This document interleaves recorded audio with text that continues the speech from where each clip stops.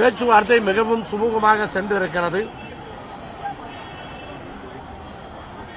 இன்றைக்கு மறுபடியும் நாங்கள் பேசியதை திமுகவுடைய தலைவரிடத்திலே சொல்லி பிறகு அடுத்த கட்ட பேச்சுவார்த்தைக்கு அழைக்கிறோம் என்று சொல்லியிருக்கிறார்கள். அந்த அழைப்புக்காக நாங்கள் காத்திருப்போம்.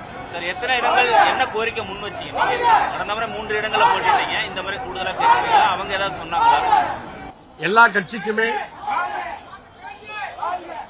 சென்ற தேர்தலிலே போட்டியிட்டதை விட கூடுதல் தொகுதிகளிலே போட்டியிட வேண்டும் என்பது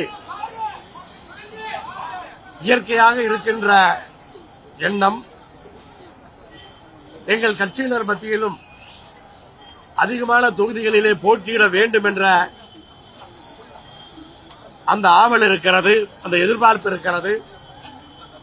அதற்கு தகுந்தாற் போல தொகுதிகளை கூட்டணி பேசுகின்ற குழுவிடத்திலே நாங்கள் தெரிவித்திருக்கிறோம், விவரங்களை பேசியிருக்கிறோம்.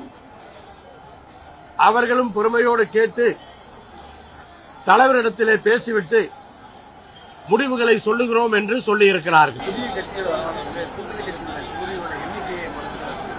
அப்படி ஒன்றும் அவங்க சொல்லல.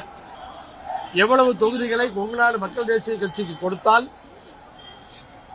கொங்கு மண்டலத்திலே நம்முடைய வெற்றி வாய்ப்புகள் அதிகமாகும் என்பதையெல்லாம் ஆலோசித்து அவர்கள் முடிவுகளை எடுப்பார்கள்.